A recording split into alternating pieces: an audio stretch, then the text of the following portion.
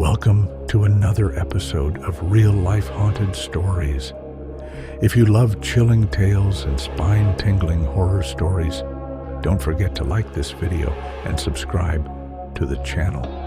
Turn on the notification bell so you never miss a scare. New nightmares drop every week. Stay haunted. So, let's start our today's episode. Story 1. The Graveyard Road. Danny had driven through this town 100 times before. It was just a quiet little place, nothing special. Except for the cemetery. It stretched for miles, bigger than the town itself. Rows and rows of ancient tombstones, some leaning, some half-buried, all watching. But Danny had never thought much of it until that night. He was late. Took a shortcut he'd never noticed before. A cracked old road winding directly through the cemetery. It wasn't on his map. It wasn't on his GPS. And yet, it was there. A wooden sign, its letters rotted, unreadable. But one word stood out. Turn back. Danny laughed it off. Probably just some old superstition. He drove in, and the moment his tires hit the pavement, the radio went dead. The road was narrow. Too narrow. Gravestones pressed in on either side, like they were getting closer. Danny's hands tightened on the wheel. This doesn't feel right. Then, movement. At the corner of his eye, something shifted.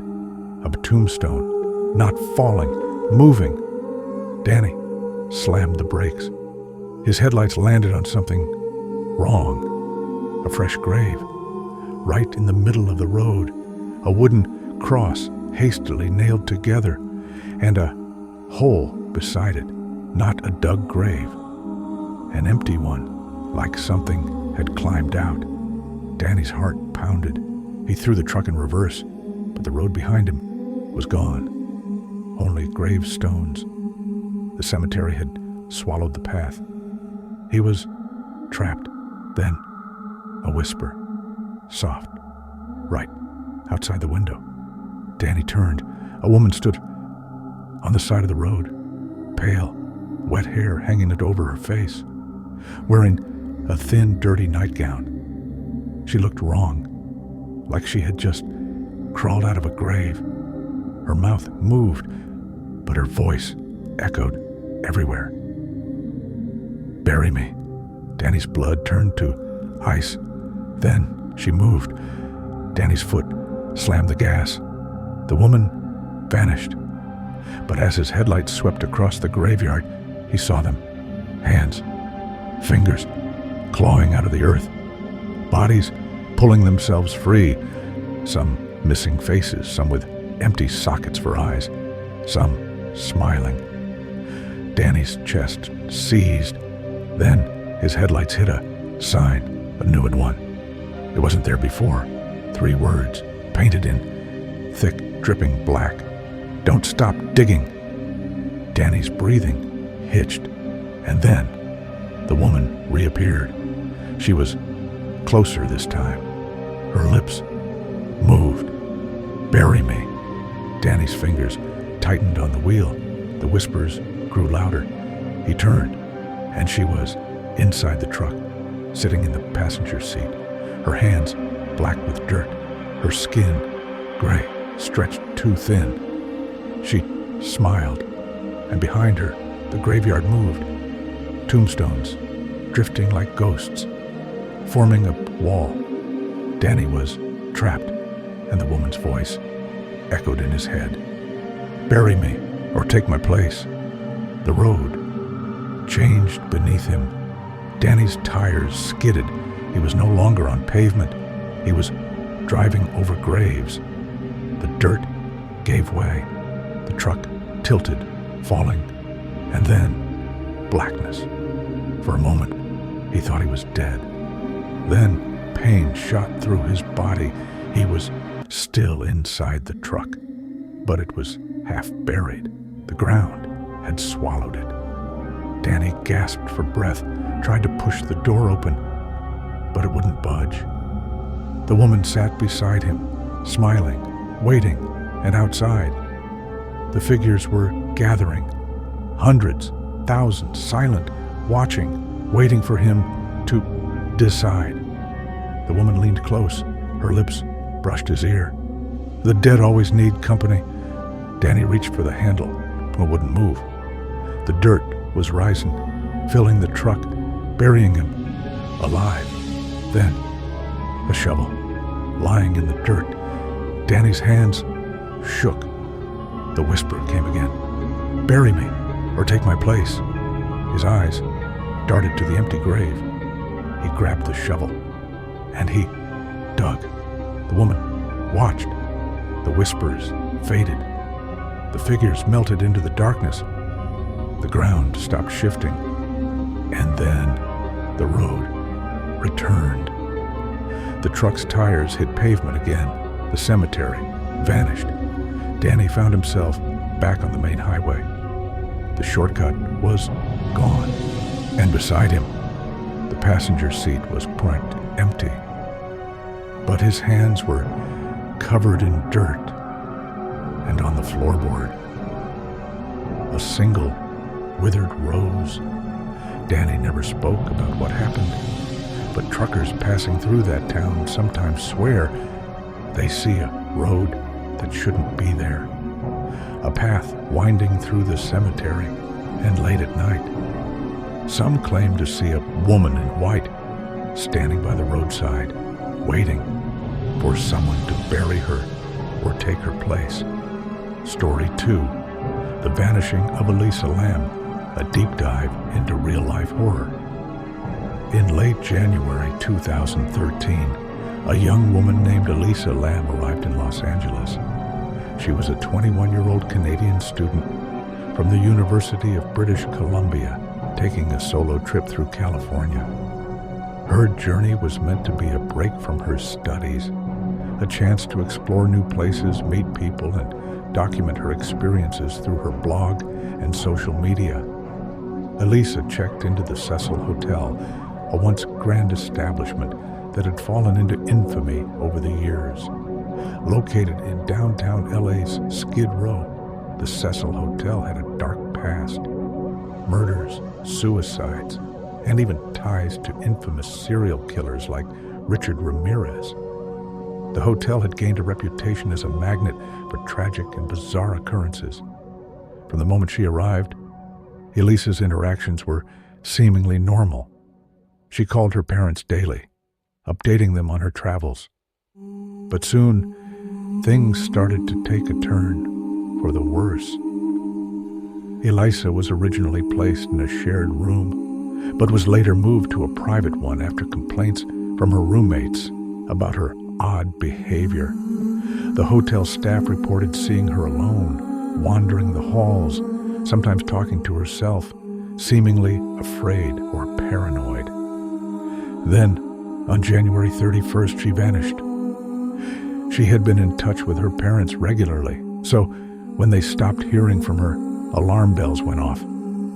They contacted the LAPD, and soon a missing persons investigation was launched.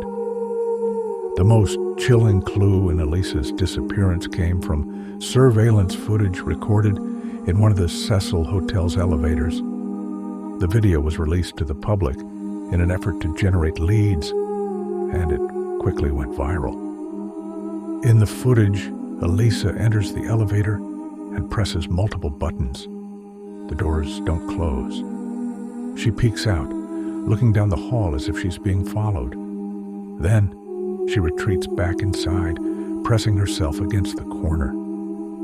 She steps out, moves her hands in erratic motions, almost as if she's communicating with someone unseen. Then, she disappears from the frame. Moments later, the elevator doors close and reopen multiple times, as if the building itself is playing a cruel trick. The video fueled speculation and conspiracy theories. Some believed Elisa was under the influence of drugs. Others thought she was being chased. Some even suggested paranormal forces were at play. For 2 weeks, Elisa remained missing. Then, on February 19th, guests at the Cecil Hotel began complaining about low water pressure, black-tinted water, and a foul taste. Maintenance workers were sent to check the rooftop water tanks. What they found was horrifying.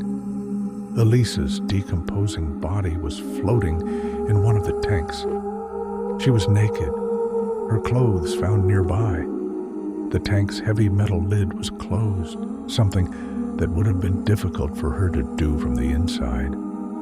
Her death was officially ruled an accidental drowning, with the coroner stating that there were no signs of trauma or foul play.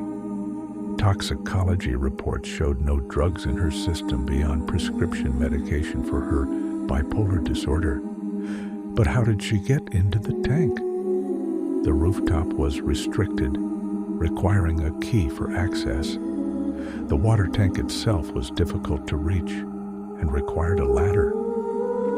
Hotel employees said the lid was closed when they arrived, something nearly impossible for someone inside the tank to do. Some believe she had a psychotic episode and accidentally drowned. Others insist that foul play was involved. There are even those who claim supernatural forces at the Cecil Hotel led to her death. Years later, the mystery of Elisa Lam still haunts those who study the case. The Cecil Hotel has since rebranded, trying to shake its dark history, but its reputation remains. The case remains one of the most eerie and disturbing real-life horror stories, a chilling reminder that some mysteries may never be fully explained. Story 3, The Hinterkaifeck Murders, Germany's most baffling unsolved massacre. The Hinterkaifeck farm sat in isolation, nestled deep in the Bavarian countryside of Germany. It was the home of the Gruber family, Andreas, 63, his wife Cecilia, 72, their widowed daughter Victoria Gabriel, 35, and her 2 children, Cecilia, 7, and Joseph, 2. Also living on the farm was their maid, Maria Baumgartner, 44. The farm was prosperous, but the Gruber family was not well liked. Andreas was a harsh and abusive man, and there were dark rumors that Joseph was not the son of Victoria's late husband, but rather the result of an incestuous relationship between her and her father. But in the days leading up to March 31st, 1922, strange occurrences disturbed the family, events that would soon escalate into one of the most horrific and mysterious murders in German history. A few days before the tragedy, Andreas Gruber noticed something eerie. He discovered a set of unfamiliar footprints leading from the dense forest behind the farm to their house, but none leading away. Then, strange noises echoed through the home. The family heard footsteps in the attic, as if someone was pacing above them. They searched the house, but found nothing. Adding to the unease, Andreas found a newspaper on the property, one that no one in the family had purchased. And finally, their maid, in a state of terror, quit her job and left, claiming the house was cursed. On the evening of March 31st, someone lured Andreas, Cecilia, Sr., Victoria, and young Cecilia, Jr., one by one into the barn. There, they were slaughtered with a mattock, a pickaxe-like farm tool. Their skulls were smashed in with horrifying force, and young Cecilia was found clutching tufts of her own hair, suggesting she had been alive for hours after the attack, slowly dying in agony. Inside the house, the killer then entered Maria, the maid's room, murdering her in her bed.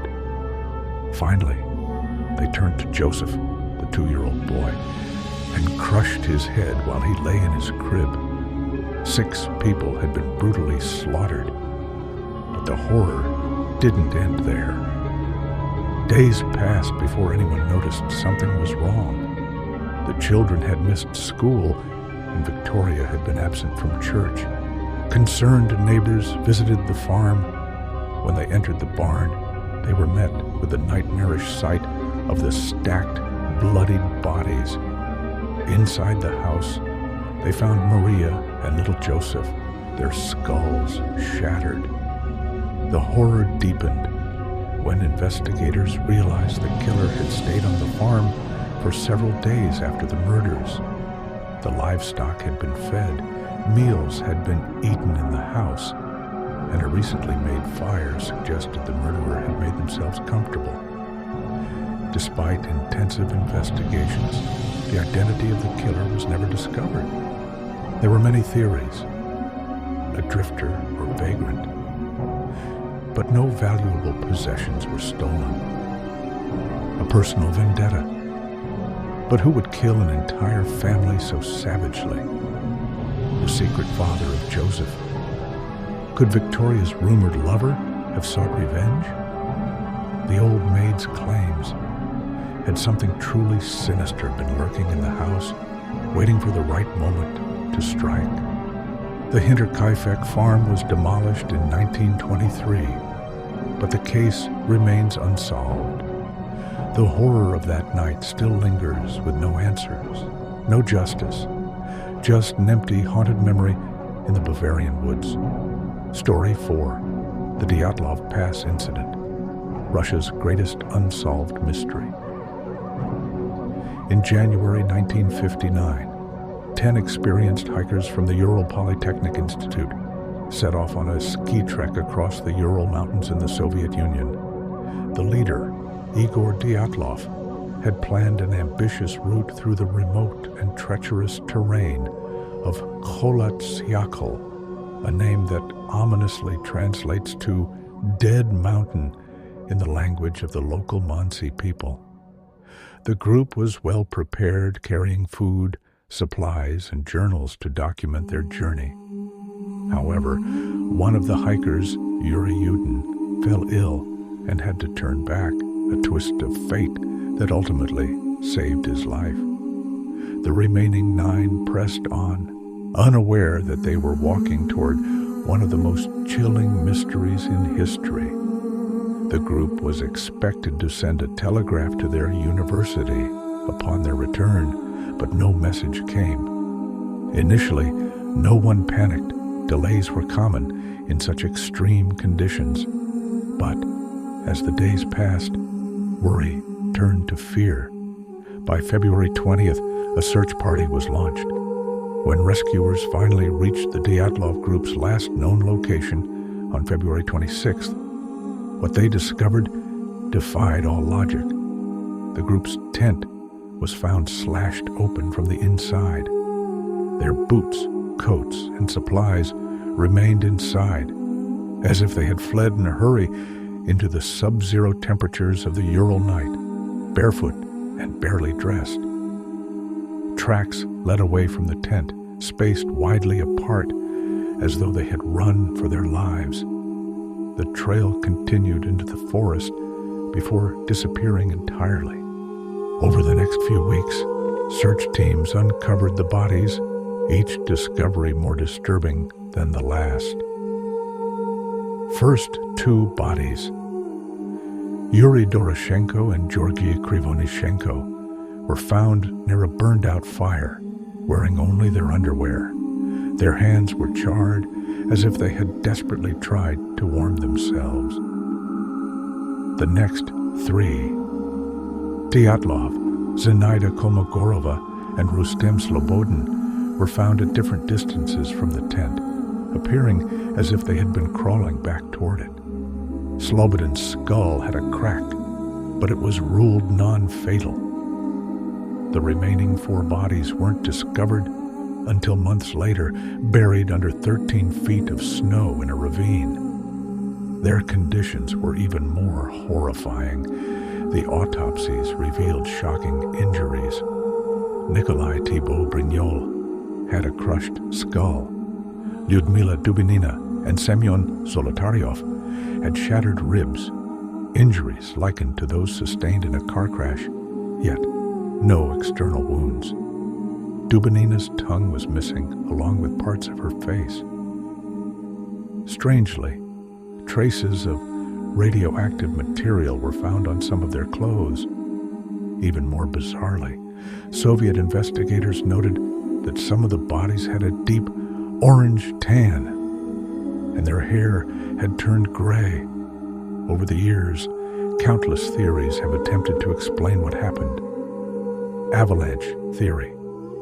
The most widely accepted explanation is that an avalanche forced them to flee, but there were no signs of an avalanche at the scene.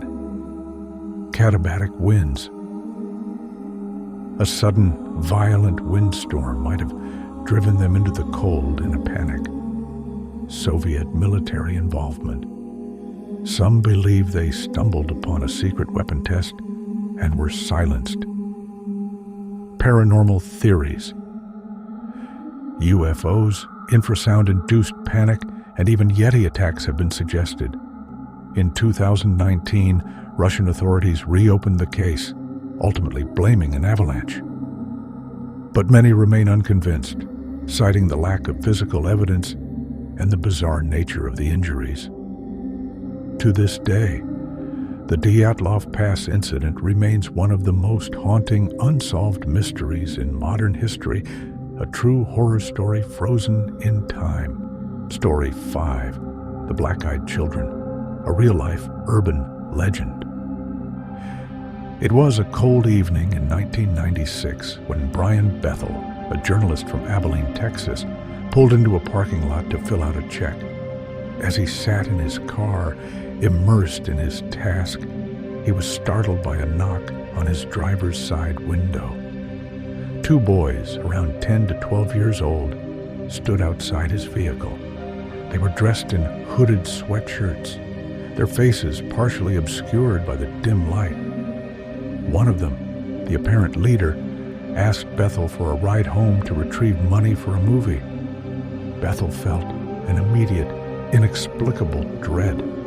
Something was deeply wrong. The boys spoke with unnatural confidence, their language eerily mature for their age. They insisted they couldn't enter his car unless he invited them in. Then, as he hesitated, he noticed their eyes completely black. No whites, no irises, just deep, bottomless voids. Panic surged through him. He fumbled to start his car as the boys grew agitated. "We can't come in unless you say it's okay," one of them whispered. Bethel sped away, his heart pounding. When he glanced in his rearview mirror, the boys had vanished. Brian Bethel shared his story online, expecting skepticism. Instead, people came forward with eerily similar encounters. Reports of black-eyed children, BEKs, began surfacing worldwide. A Marine in Camp Lejeune, North Carolina, reported a chilling encounter where two black-eyed kids banged on his barracks door, demanding to be let in. When he refused, they vanished without a trace. A woman in Vermont awoke to find two black-eyed children standing at her front door in the middle of a snowstorm. They begged to use the phone. She let them in, only to feel overwhelming dread as their strange behavior escalated. When her husband returned home, the children were gone, and the couple soon fell mysteriously ill. The stories all shared eerie commonalities. 1, they appear at night, usually in small groups. 2, they ask for permission to enter into a car, a house, or a room. 3, their voices are unnervingly mature. 4, once their eyes are noticed, terror grips the victim. 5, if denied entry, they vanish mysteriously. But the most disturbing element? No one who lets them in is ever heard from again. Are the black-eyed children paranormal entities, vampires, aliens, demonic beings? Some believe they are interdimensional beings, using psychological manipulation to break into our world. Others suggest they are modern-day fae or Ki, creatures of folklore that thrive on permission-based entry. Skeptics argue they are just urban legends, but the terror experienced by those who've encountered them is real. Even in recent years, reports continue. Security footage, blurry photographs, and chilling 911 calls fuel the mystery. If you ever hear a knock at your door late at night and see children standing outside in the darkness begging to be let in, do not invite them inside. You may not live to regret it. Thanks for watching. If you enjoyed the video, make sure to like to show your support, comment to share your thoughts or ask questions, and don't forget to subscribe to stay updated with our latest content. Hit the notification bell so you never miss an upload.